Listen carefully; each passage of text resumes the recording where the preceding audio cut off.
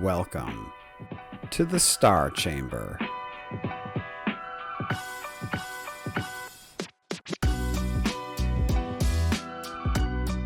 I'm Ryan Swayze, a retired Air Force Lieutenant Colonel and the founder and president of the Walk the Talk Foundation, a nonprofit that advocates for and advises currently serving and former military service members going through the arduous journey of administrative processes and investigations in our government.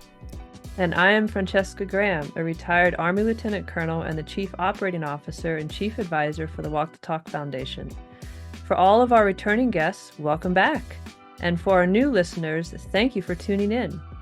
Before we begin this week's topic, please do not forget to hit that subscribe button and check out our website at walkthetalkfoundation.org and hit that donate button if you think we're doing a good job. Also, check out our newsletter, the DoD Times Redacted, on all the socials. Links in the description. All right, so Ryan, what do we need to talk about this week? Well, hi, everybody, and welcome to the Star Chamber, Episode 1. I'm your host, Ryan Swayze, Lieutenant Colonel, United States Air Force, retired. And joining me, as she will on every episode from here on out, Francesca Graham. Francesca, hello. Hi, Ryan. And I am, as Ryan said, Francesca Graham, Lieutenant Colonel, Army, retired. All right. 2 retired 05s combined 010 hosting the show. Awesome. So, Francesca, how did you end up on this podcast? Tell us a little bit about yourself and what brought you here today. Well, thank you, Ryan. So everyone, all of our first-time listeners, this is so exciting. We're so happy to be here. This is going to be awesome. It's going to be amazing. It really is. Hopefully, everyone is impressed with us as we are impressed with the podcast as well. But when we're talking about impressive, first of all, before we go to my background, I just wanted to congratulate Ryan on his Service Academy's impressive showing this past weekend. It's a football game between Air Force and West Point. Did you see that one? I absolutely did not. Oh, you didn't? Oh, you guys got completely hosed. I think, man. Yeah, I think we beat you by like 30 points or something. It was kind of glorious. I think I blame the altitude. No, it was at Mikey Stadium. So if that little useless ramble was not indicative to anybody, I am a West Point graduate, and Ryan is a Air Force Academy graduate. Aim high. Duty, honor, country. And so I commissioned into the Army in 2004 after joining the Army Enlisted Reserves in 1997. Ryan, were you already in a walker by that point, I think, or something? Mm-hmm. Yeah, I think so. Very good. And so moseyed along in the Army for almost 26 years or so. And then my last duty assignment was here in the Washington, D.C. area at the Pentagon. I did not come to the Pentagon with the intent to retire. I came to the Pentagon with the intent to continue serving because I loved and love the Army very much. But I did something I had never done before in my past 20 or so years of service, and I actually made a complaint about some of the behavior that was occurring towards me and around me that I thought was inappropriate and was affecting me, we'll say. And so I made a complaint. I trusted the system because I thought the system was a representation of how I would handle something, which, as Ryan says, which equates to Francesca was naive, as are most people who make complaints. True. And I was reprised against, retaliated against, got a career ending eval, was removed from my position, had 2 counter investigations launched against me, both of which were unsubstantiated. As far as I know, Army one, I was definitely DIA one. Who knows about that? I'll never find out. They like to just not tell you. It's FOIA true. it. Just FOIA it. Right. Yeah, FOIA, whether it was unsubstantiated or not. And so I decided in December of 23, after a rather unfortunate engagement with the Army G2 at the time, Lieutenant General Laura Potter, that it was time for me to retire. And that is just the basic background. And prior to that, in June of 23, I met Ryan for the first time when he reached out to me because one of my friends told him that there was this random lieutenant colonel intel person at the Pentagon who was having trouble. I still don't know who that was. You told me you were going to tell me who We that may was. never know. You said you were at some point, but we'll I see. will.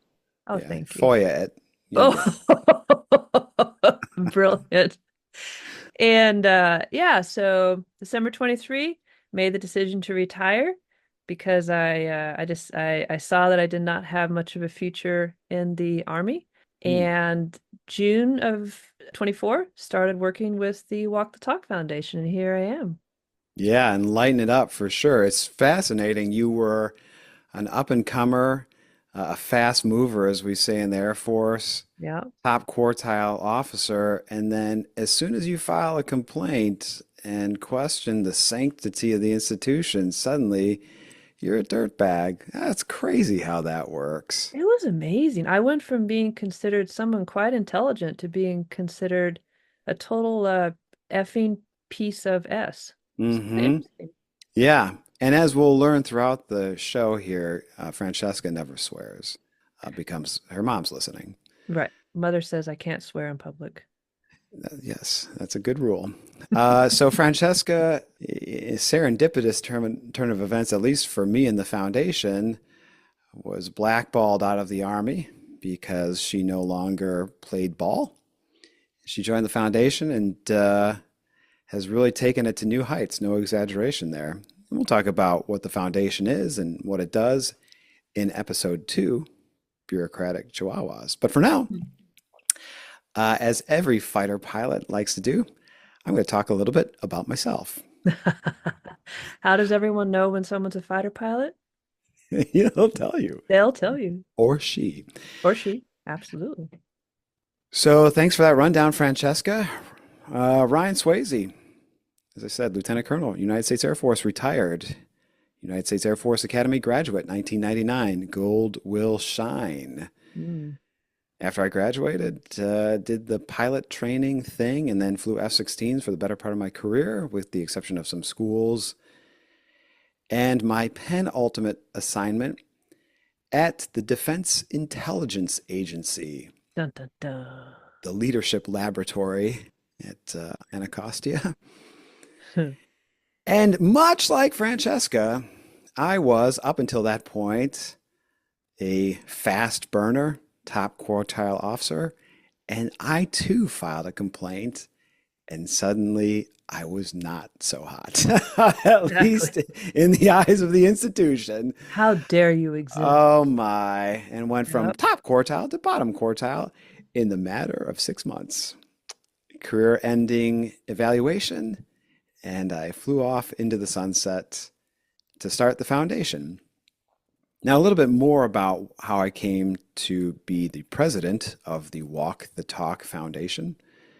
Aside from being a fighter pilot, I was what they call in the military an inspector general, which is a person who is supposedly an independent entity who takes and vets and investigates complaints of wrongdoing from service members. Suffice it to say, I saw some shortcomings within that system as an inspector general, and not only the IG system, but just the administrative processes at large of the military. The most transparent processes in existence. One of the most American forms of justice you can ever find out there. All of that sarcasm in case people aren't It picking that up. seethes with sarcasm. But at least you can get kicked out of the military. You can lose your benefits. Mm-hmm. You can not be allowed to be offered military burial rights. A myriad of things to impact your career, your future career, and your personal well-being can all be done in the blink of an eye via an administrative process. Follows basically no laws whatsoever. Exactly. None. Brilliant. That Let's is keep not an that. exaggeration nor cynicism. So, as an inspector general, I saw that. And then once I entered the hallowed halls of the Defense Intelligence Agency and found myself the receiving end of 2 reprisals, I And relive restrictions. that experience from the victim standpoint. And I said, well, this is pretty fucked up again. And I Sorry could say about that. that because although my mom doesn't like me to swear, she probably is not going to listen to this podcast. Boring. So, with those two events under my belt, I said, you know what? I'll bet you a lot of people are going through this and a lot of people need help because I knew what was going on and I needed help. And guess what? The military doesn't give it to you. You're convicted of a crime, you get representation and counsel. You're the subject or complainant in an administrative investigation inquiry 15-6 CDI, blah, blah, blah. You get nada. And I said, you know what? That's wrong. That feels wrong to me. And so we began the foundation. And that's what we do. We're a friend, ally, confidant, advisor, guidance provider, etc., to people who are going through these processes who have no one. Humorist. Thank you. But we'll get into more of that in episode 2. For now, we're going to talk about this wacky thing called a star chamber. Why we call our podcast a star chamber, what it is, what it was, what the heck it has to do with anything. Now, you're going to find as we go through this podcast, as we progress through the episodes, that I play more the role of the humorist and less the role of knowledge base. That role and responsibility falls on Francesca, the No. smarter half of this duo. So, Cheska, tell us a little bit about the history of the Star Chamber and what it has to do with what we do.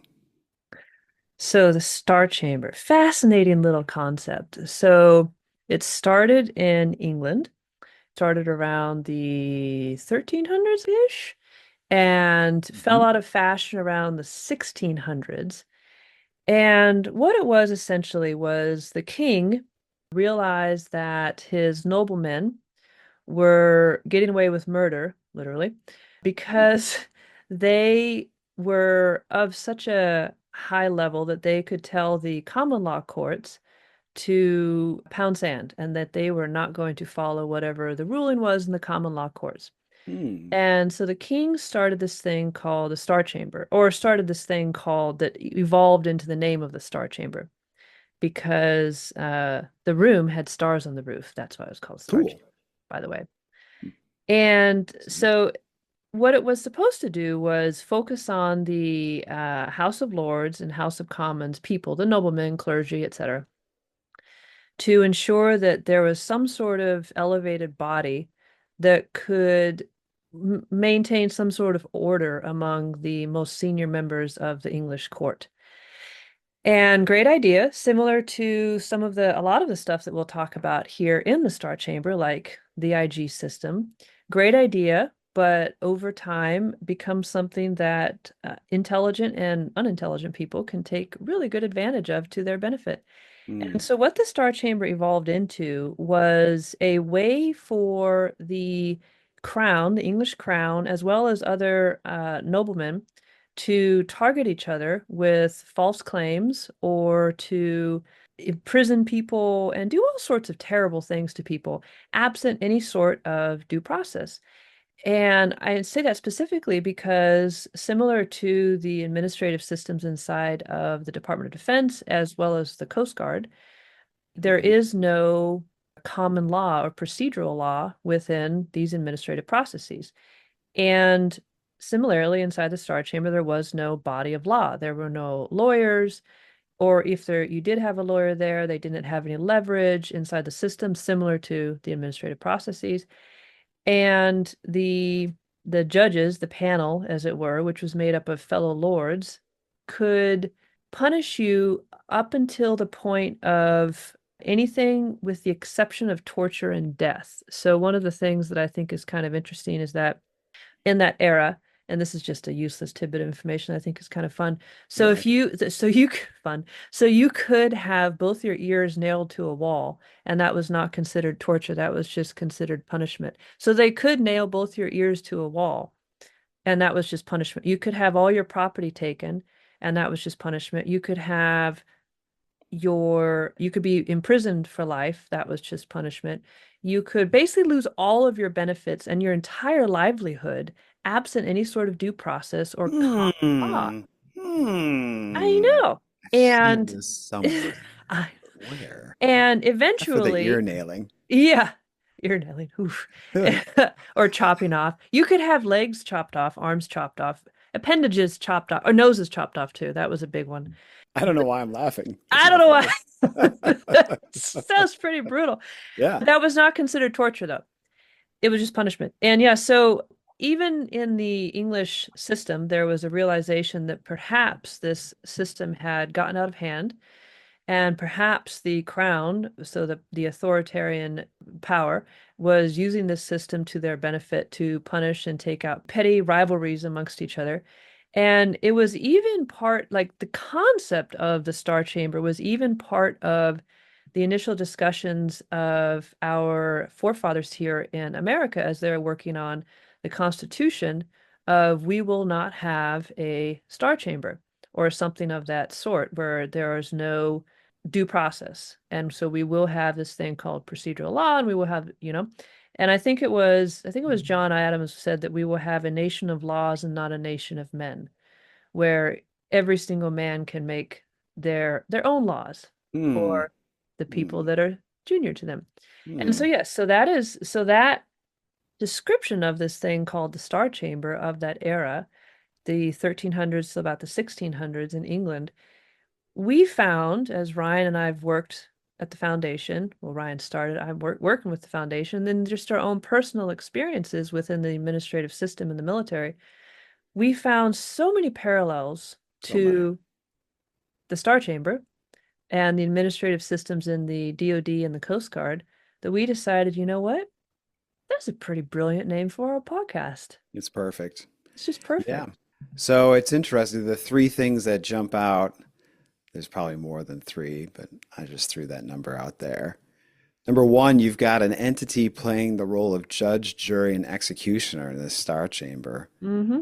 all whose puppet master is the institution, Their whatever that may boss. be, their boss, Yep. king, SecDef, whoever. Company commander. Yeah.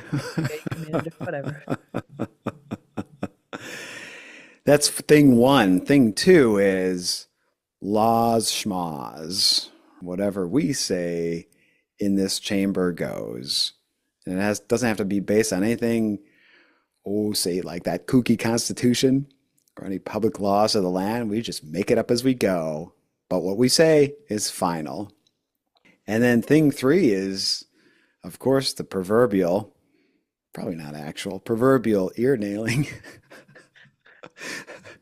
And Yes. I chuckle, but as I alluded to earlier in the show, administrative processes, inquiries, investigations have serious ramifications on a person, not only emotionally and psychologically, but professionally.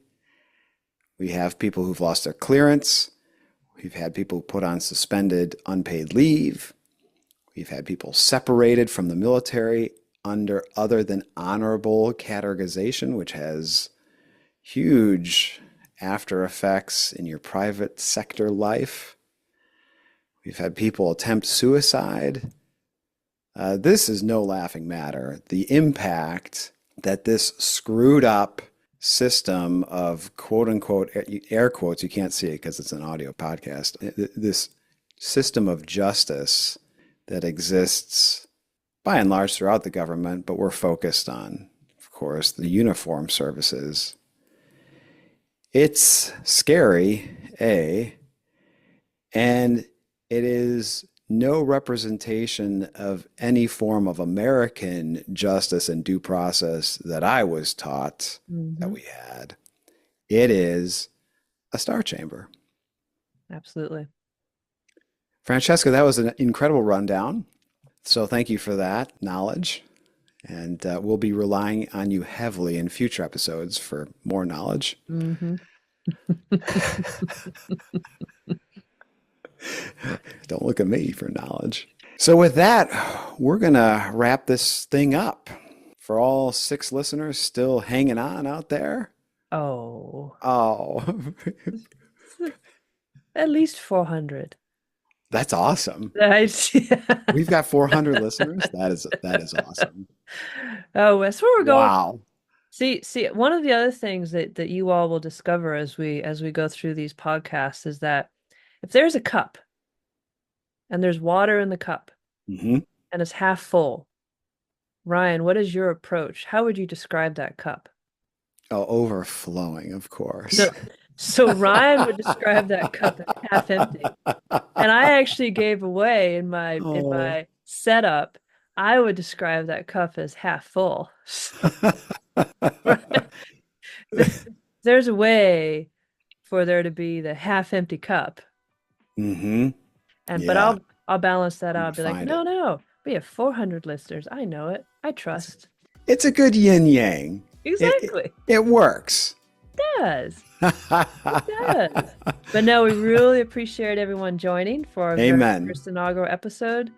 And please remember to subscribe and check out Walk the Talk Foundation. And we actually have some pretty exciting things afoot with the foundation that we'll probably get into in a few, probably like 4 or 5 episodes from now. But we're doing some pretty exciting stuff that we think that this community will be pretty happy about.